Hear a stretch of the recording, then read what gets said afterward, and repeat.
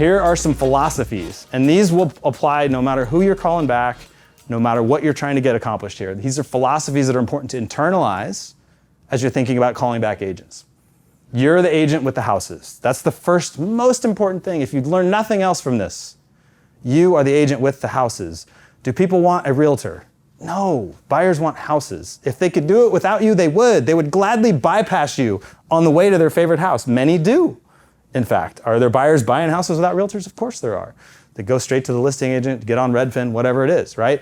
Buyers want houses, not realtors. So when you're on the phone with a buyer, anytime you're building rapport, you're trying to sell yourself, you are the person with the houses. I'm going to talk a lot more about that today, how you become actually the realtor with the houses, right? So that's the key.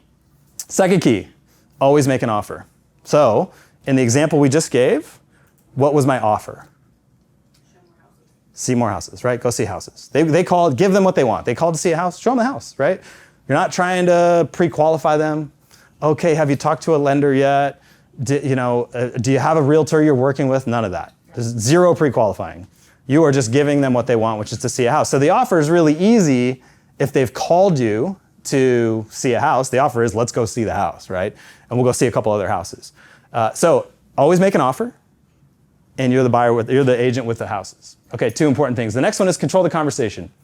So let's say they start asking questions about the house, right? How many bedrooms is it? Is it available? Whatever. So they're gonna come at you with questions sometimes. You want to acknowledge the question. Hey, you know what? Great question. I don't know how many bedrooms. We got a lot of listings. I like saying we have a lot of listings because it positions you as like the person with a lot of listings instead of, I don't know, I got one, but I'm not sure how many bedrooms it is. You don't want to be that person, right? So, which they could assume because they're like, wait, I called you. This is, for all they know, you're the listing agent. So why don't you know how many bedrooms it is? Oh, we got a lot of listings. Okay, that makes sense. So, but I'll check that out for you. But let's go ahead and get this on the calendar. How does 3 o'clock work? So I acknowledge the question. I didn't just bulldoze the question. I didn't just ignore them. Say, well, that's a stupid question. How would I know?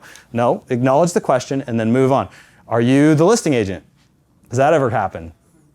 Are you the listing agent? So I would typically respond to that with something like this. No, yeah, the listing agent is an associate of mine. How does today at 2 o'clock work?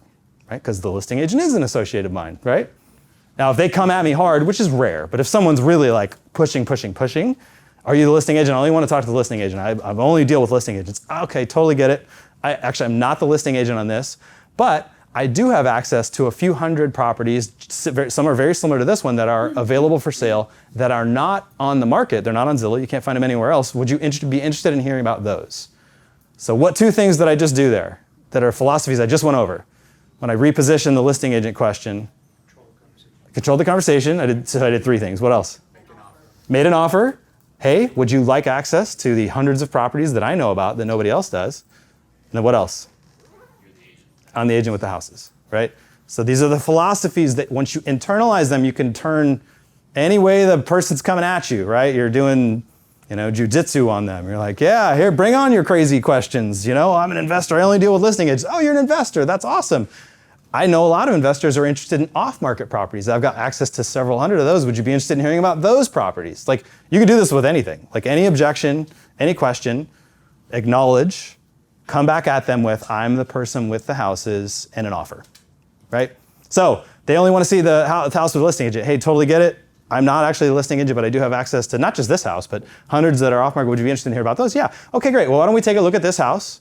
How does today at 3 o'clock work, and we'll look over those other properties. Again, in a little while, I'm gonna explain what those houses are, how you have access to those houses. But I'm trying to get you the understanding that the methodologies here apply regardless of what the circumstance is, okay?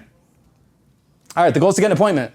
It's the only reason you're on the phone with them, not to answer questions, not to pre-qualify them, none of that. Now, when you get good, you get really good at this, like when I take calls now, if I sniff out, this is an $80,000 trailer home in Far East County that none of my agents are going to want to go on that appointment, I come at it a little differently, right? Now I'm pre-qualifying and screening and figuring out, I've got some things I'm doing.